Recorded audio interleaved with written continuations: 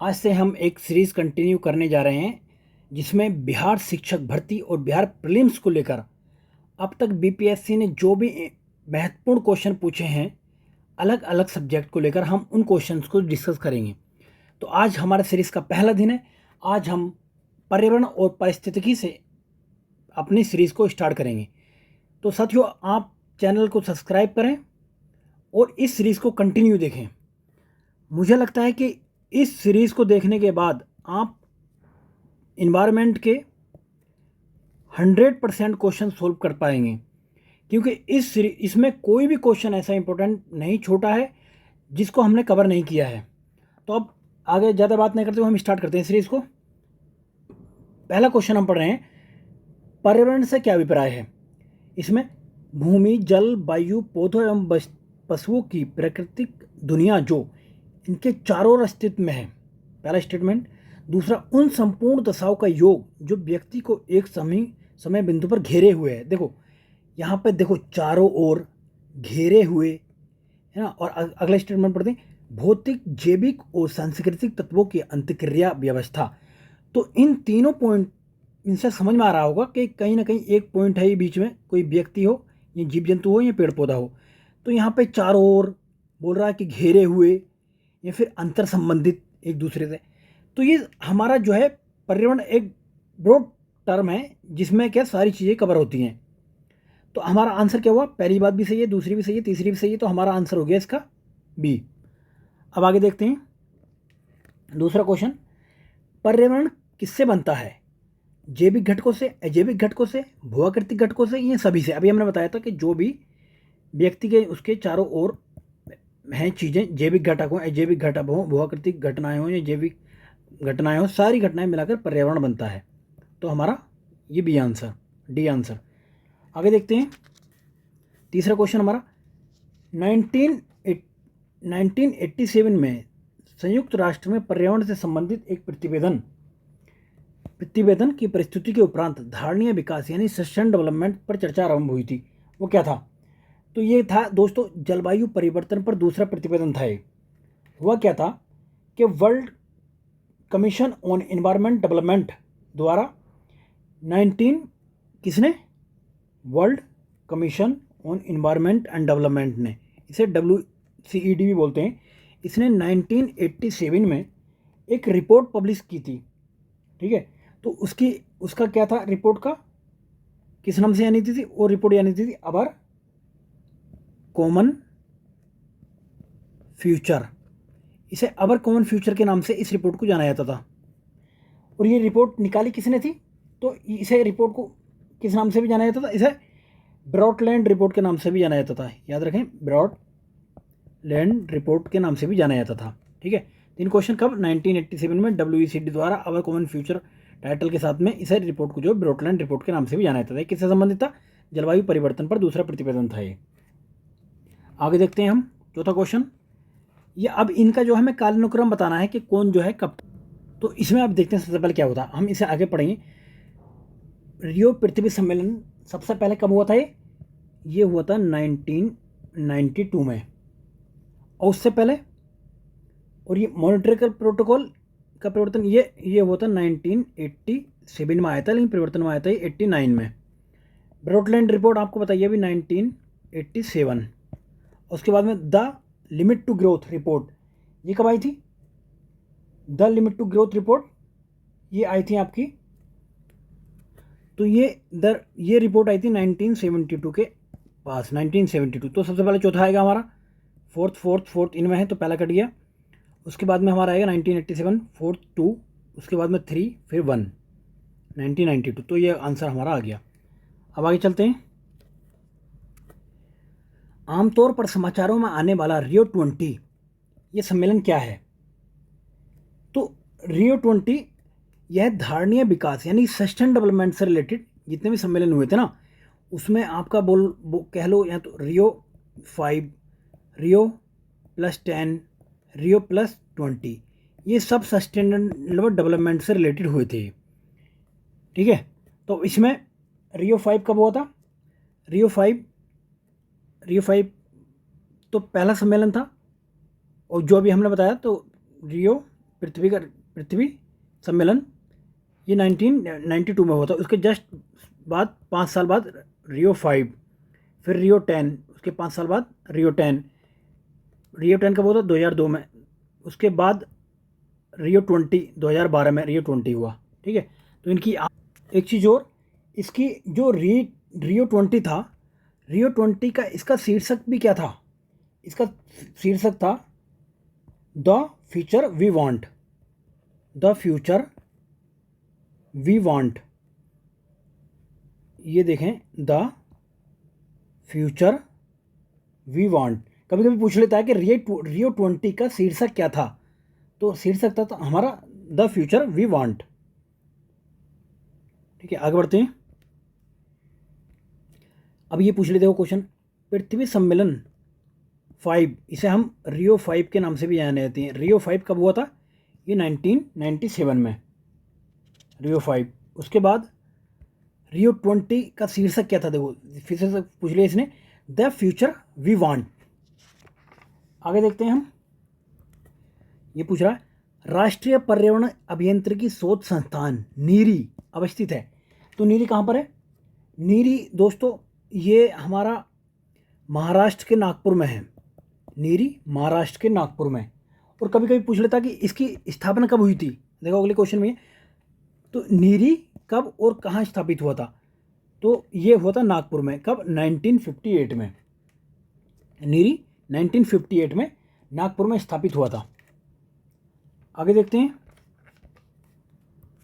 इसमें पूछ रहा पर्यावरण सुरक्षा अधिनियम किस वर्ष में पारित किया गया था?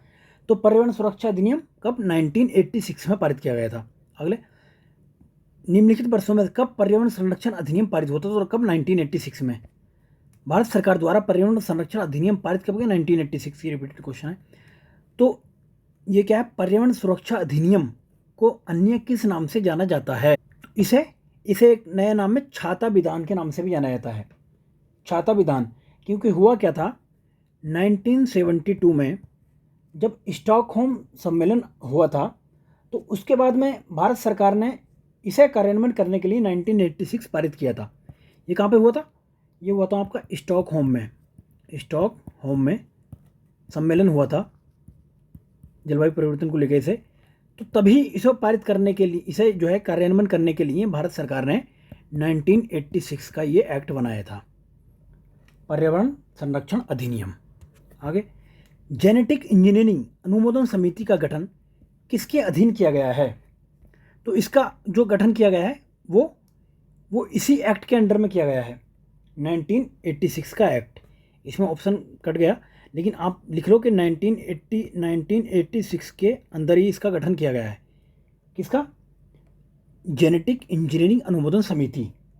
जो भी जेनेटिक क्रॉप्स हम उगाते हैं या फिर सीड्स वगैरह बनाते हैं, तो उसे परमिशन जो है के लिए यही देखता है, जेनेटिक इंजीनियरिंग अनुमोदन समिति। तो ये अंडर किसके अंडर में? 1986 के एक्ट के अंडर में। अब अगला क्वेश्चन देखिए, विश्व पर्यावरण दिवस। ये छोटे मोटे एग्जाम में बार बार पूछे जाने वाले इंपॉर्टेंट क्वेश्चन है। तो कब मनाया जाता है? 5 जून को। अब आगे देखते हैं, पारिस्थितिकी तंत्र की संकल्पना का प्रस्तावित किसने किया था? ये 99% इस क्वेश्चन को लिख लो, ये क्वेश्चन पूछा जाने वाला है। बीपीएससी का फेवरेट क्वेश्चन में से है ये। पारिस्थितिक तंत्र की संकल्पना प्रस्तावित किसने की थी? तो ये टांसले ने। इकोसिस्टम, देखो अब मैं बताऊं, इकोसिस्टम, टम टांसले, टी से टम, टी से टांसले। ठीक है, ये याद रखना, टम टांसले। आगे देखते हैं, पारिस्थितिक तंत्र के विषय में कौन सा सही नहीं है? तो पारिस्थितिक तंत्र में देखो, जैविक और अजैविक दोनों घटक होते हैं। इसमें जैविक, अजैविक और जैविक दोनों घटकों से मिलकर बना होता है। इसकी अपने स्वयं की उत्पादकता होती है। यह एक बंद तंत्र होता है, यह प्राकृतिक संसाधन तंत्र होता है। तो ये बंद तंत्र नहीं होता, ये खुला तंत्र होता है। कैसा तंत्र होता है? खुला तंत्र। तो यही गलत है। इसमें पूछ रहा सही नहीं है, तो हमने देख लिया सही नहीं है, ये सही नहीं। अब अगला क्वेश्चन देखते हैं, इनमें से कौन सा कृत्रिम पारिस्थितिक तंत्र है? तो कृत्रिम कौन सा? देखो ये तो प्राकृतिक है, ये प्राकृतिक है, घास के मैदान प्राकृतिक है। धान का क्षेत्र जो है कृत्रिम पारिस्थितिक तंत्र है, और इसी से इसमें कौन सी गैस निकलती है? मैथेन गैस निकलती है इसमें से। मैथेन गैस, याद रखना, धान के खेत में से मैथेन गैस निकलती है। अगला क्वेश्चन, कौन सा एक पारिस्थितिक तंत्र पृथ्वी के सर्वाधिक क्षेत्र पर फैला हुआ है? तो सबसे बड़े क्षेत्र पर कौन सा फैला हुआ है? हमने देखा कि सबसे ज़्यादा क्षेत्रफल जो है आपका जो है समुद्र फैले हुए हैं, समथिंग 71% पर। तो समुद्री पारिस्थितिक तंत्र जो है सबसे बड़े क्षेत्र पर फैला हुआ है। अगला क्वेश्चन, कौन सा एक विशालतम पारिस्थितिक तंत्र है? तो कौन सा है? समुद्र हो गया। अगला क्वेश्चन देखते हैं, सबसे अधिक स्थिर पारिस्थितिक तंत्र कौन सा? तो सबसे ज़्यादा स्थिर भी जो है सागरीय या फिर समुद्री पारिस्थितिक तंत्र ही है। अगला क्वेश्चन, पारिस्थितिक तंत्र में उच्चतम पोषण स्तर पर कौन होता है? तो शाकाहारी नहीं होते हैं, निचले पे होते हैं, मांसाहारी, सर्वाहारी होते हैं इसमें। आगे देखते हैं, जीव भार का पिरामिड किस पारिस्थितिक तंत्र में उल्टा? तो इसका जो है तालाब में उल्टा होता है। तो बायोमास का पिरामिड उल्टा किस में होता है? यानी कि तालाब में, या फिर आप बोलेंगे समुद्र में उल्टा होता है। अगला क्वेश्चन, पारिस्थितिक तंत्र में तत्वों के चक्रण को क्या कहते हैं? तो इसको कहते हैं जैव भू रासायनिक चक्र। अब दोस्तों ये दो टाइप के होते हैं, जो चक्र है दो टाइप के होते हैं। एक तो गैसीय होता है, गैसीय, और दूसरा होता है सेडिमेंट्री। सेडिमेंट्री को हम कहते हैं अपसादीय। तो गैसीय में कौन कौन से आते हैं? गैसीय में जैसे कि आपका ऑक्सीजन हो गया, नाइट्रोजन हो गया, ये गैसीय में आएंगे। और दूसरा सल्फर हो गया, फास्फोरस हो गया, और कैल्शियम हो गया, ये आपके अपसादी में आएंगे। याद रख लेना, इसमें गैसीय में दो आते हैं, ऑक्सीजन हो गया, नाइट्रोजन हो गया, इसमें सल्फर, फास्फोरस, कैल्शियम। ठीक है, आगे देख। अब ये देखिए, अब ये पूछ रहा है इनमें से चट्टानों का अपक्षय चक्र में प्रवेश करने पर पोषक तत्व निर्मुक्त होता कौन सा होता? चट्टानों में से कार्बन, नाइट्रोजन, सल्फर, फास्फोरस। तो फास्फोरस होता है चट्टानों से। आगे देखते हैं, सर्वाधिक स्थायी पारिस्थितिक तंत्र निम्नलिखित में से कौन? तो स्थायी पारिस्थितिक तंत्र जो महासागर का होता है, सबसे ज़्यादा स्थायी पारिस्थितिक महासागर का होता है। सबसे स्थायी किसका होता है? अभी मैंने बताया महासागरीय, समुद्री का होता है। अगले देखते हैं, परितंत्रों की घटती उत्पादकता के क्रम में उनका निम्नलिखित में से कौन सा अनुक्रम सही है? ये पूछ रहा है घटती उत्पादकता। तो ऐसे क्वेश्चन को पढ़ते हुए ये टर्म जरूर देख लेना, क्योंकि बहुत जल्दबाजी में इंसान जो है फिर गलत कराता है उसे, असेंडिंग ऑर्डर, डिसेंडिंग ऑर्डर, अवरोही आरोही क्रम में फंस जाता है इंसान। तो इसमें कौन सा है हमारा? सबसे घटती हुई सबसे ज़्यादा मैंग्रोव में होता है, फिर घास स्थल में, फिर झील में, फिर महासागर में। तो ये क्रम इसका सही है। आगे देखते हैं, किसने गहन परिस्थितिकी यानी कि डीप इकोलॉजी शब्द का प्रयोग किया? तो ये एंड्रेस नेस थे जिन्होंने डीप इकोलॉजी का किया था। कौन? एंड्रीज नेस। तो ये कुछ 4-5 टर्मिनोलॉजी है इसकी, ये बहुत ही इंपॉर्टेंट है, ये जरूर ध्यान से देख लेना आप। आगे देखते हैं, मोनोपोलिक्स एकलचरम का सिद्धांत प्रतिपादन किसने किया था? तो दोस्तों ये क्लेमेंट्स ने किया था। इसका आगे, प्राणियों और पादपों की जातियों की अधिकतम विविधता मिलती है। तो कहाँ पर मिलती है अधिकतम विविधता? तो ये आपकी जो इक्वेटर के पास है, इक्वेटर के पास में, क्योंकि वर्षा यहाँ पर जो वर्षा है और आपका टेम्परेचर ये हाई रहता है, तो यहाँ पे प्राणियों और पादपों की जो स्पीसीज़ बहुत ज़्यादा मिलती है, विविधता बहुत ज़्यादा मिलती है। तो जैसे जैसे हम नॉर्थ से साउथ जाते चले आएंगे तो विविधता जो है घटती चली जाती है, और यहाँ पर ध्रुवीय क्षेत्रों में विविधता बहुत ज़्यादा कम होती है, बहुत ज़्यादा कम। तो इक्वेटर के पास में सबसे ज़्यादा होती है। तो कौन से वन मिलते हैं वहाँ पे? उष्ण कटिबंध के आर्द्र वनों में, उष्ण कटिबंध के आर्द्र वनों में। ठीक है, आगे देखते हैं, निम्नलिखित पारिस्थितिक तंत्रों में से किसमें प्रजातीय विविधता काफ़ी अधिक मिलती है? तो कौन से? उष्ण कटिबंधीय वर्षा वन। आगे देखते हैं, जैव विविधता में परिवर्तन होता है। अभी मैंने बताया आपको कि आप जो जैसे इक्वेटर से ऊपर को या नीचे को जाओगे तो जैव विविधता में परिवर्तन होगा। तो इसका क्या है कि भूमध्य रेखा की तरफ बढ़ती, जैसे हम ऊपर से नीचे को आएंगे, इधर को जाएंगे तो बढ़ेगी नहीं बढ़ेगी? इधर से उधर को जाते हुए बढ़ेगी, तो इधर जो है ज़्यादा होती है। आगे देखते हैं, सर्वाधिक जैव विविधता पाई जाती है तो कहाँ पर मिलती है? ये है शांत घाटी, ये यहाँ पे केरला में ये शांत घाटी है, यहाँ पे सबसे ज़्यादा विविधता, क्योंकि ये इक्वेटर के पास है ना। ये देखिए इधर ये इक्वेटर है यहाँ पे, तो इक्वेटर के पास जो भी होगा रीजन, वहाँ पे विविधता सबसे ज़्यादा मिलती है। कश्मीर आपका बहुत ऊपर है, फूलों की घाटी, सुरमा घाटी ये ऊपर है, तो शांत घाटी इधर क्षेत्र में, तो यहाँ पे विविधता सबसे ज़्यादा मिलती है। आगे देखते हैं, शांत घाटी अवस्थित कहाँ पे? केरल में। अगला क्वेश्चन देखते हैं, साइलेंट वैली परियोजना निम्नलिखित में से किस राज्य में? तो साइलेंट वैली का हो या शांत घाटी का हो, तो कहाँ पे? ये केरला में। आगे देखते हैं, फूलों की घाटी, फूलों की घाटी कहाँ पर है? ये उत्तराखंड में है आपकी। फूलों की घाटी उत्तराखंड में, ये एक चमोली डिस्ट्रिक्ट है, चमोली डिस्ट्रिक्ट, तो वहाँ पे है फूलों की घाटी। आगे देखते हैं, जैव विविधता के संदर्भ में कौन सा क्षेत्र हॉटस्पॉट माना जाता है? अब इसमें देखिए, इसमें भारत में 4 हॉटस्पॉट हैं, तो ये पूर्वी हिमालय जो है हॉटस्पॉट माना जाता है। अब हॉटस्पॉट से रिलेटेड और क्या क्वेश्चन पूछे जाते हैं? एक तो पूछता है कि हॉटस्पॉट जो टर्म था, हॉटस्पॉट, तो ये शब्द किसने दिया था? ये क्वेश्चन है काफ़ी इंपॉर्टेंट। तो ये शब्द दिया था आपका नॉर्मन मायर्स ने। पूछ लेता किसने दिया था? नॉर्मन मायर्स ने दिया था। तो भारत में 4 जैव विविधता हॉटस्पॉट हैं। तो इनमें से एक तो आपका अभी बताया हमने पूर्वी हिमालय, दूसरा पश्चिमी घाट हो गया, तीसरा आपका जो है जो म्यांमार का क्षेत्र है, म्यांमार, इधर म्यांमार हो गया, ये भारत, ये पूरा क्षेत्र जो है इसको हम कहते हैं म्यांमार, भारत एवं सुंडालैंड, और हमारा जो अंडमान निकोबार है वो इसी के अंदर आता हुआ। हमारा अंडमान निकोबार जो है वो किसके अंदर आता? तो इसी के अंदर आता हो। ठीक है। अब एक और चीज़ मैं बताऊँ आपको, जो हॉट स्पॉट है उसकी सूची जारी कौन करता है? तो हॉट स्पॉट की सूची आपका एक ऑर्गेनाइजेशन है जिसका नाम है कंजर्वेशन इंटरनेशनल, कंजर्वेशन इंटरनेशनल।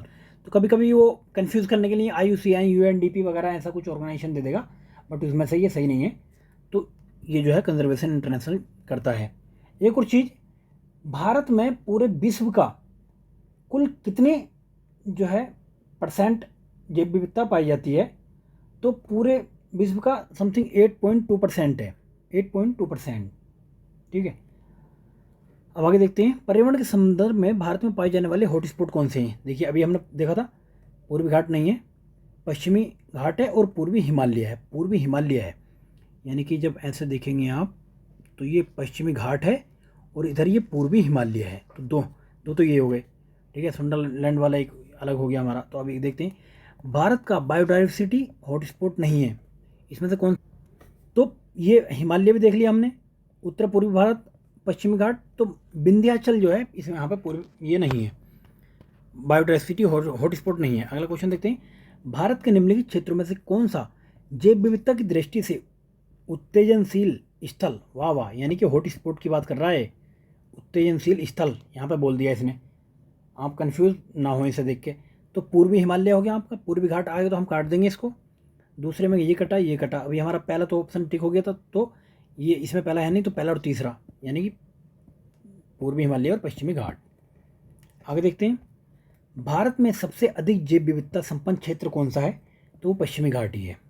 आगे देखते हैं, राष्ट्रीय उद्यानों में अनुवांशिक विविधता का रखरखाव किया जाता है, तो कहाँ पे किया जाता है? ये इनसेटू संरक्षण में। अब देखो इनसेटू और एक्सेटू क्या होते हैं। अब देखो इनसेटू के अंदर यहाँ पे प्रजातियों को वहीं पे संरक्षण करने का प्रयास किया जाता है, तो उसे कहते हैं हम इनसेटू या फिर स्वस्थाने, इन सीटू बोलते हैं इसको, या फिर स्वस्थाने, ये है ना इनसेटू, स्वस्थाने यानी कि उसी स्थान पर जो रखा जाता है। तो कौन कौन से उसमें? आपका नेशनल पार्क हो गया, वाइल्ड लाइफ सेंचुरी हो गया, जीव मंडल संरक्षित क्षेत्र हो गया, और वन्य जीव अभयारण्य हो गया आपका, वन्य जीव अभयारण्य। तो इसमें आपको इसी में से कंफ्यूज करने की कोशिश करेगा कि ये जो है ये किसके पार्ट हैं। तो अब दूसरा देखते हैं हम, एक्सेटू में कौन सा आता है? जो एक्सेटू संरक्षण होता है उसके अंदर कौन सा आता है? तो वहाँ से बाहर, उस क्षेत्र से बाहर, तो उसमें कौन सा? इसमें इसमें हो गया आपका बीज बैंक हो गया, बीज बैंक। दूसरा जीन बैंक, जीन बैंक।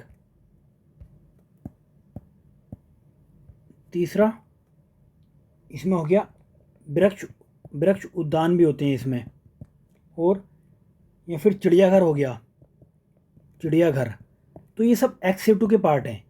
अब एक एक चीज़ और पूछूं मैं, अगर कोई बोले कि जो पवित्र उपवन होते हैं, ये पवित्र झील होती है, वो किसके अंदर आ जाती हैं? तो इसके अंदर आ जाती हैं, इन सेटू के। चाहे तो आपकी पवित्र झील हो गई या पवित्र उपवन हो गए, पवित्र उपवन, ठीक है, वो इन सेटू के अंदर आ जाती हैं। और आपके घर में अगर कोई बगीचा है तो वो किस में आएगा? वो प्राणी बगीचा काय में आएगा? वो भी एक्स-2 के अंतर्गत आएगा, एक्स-2 के।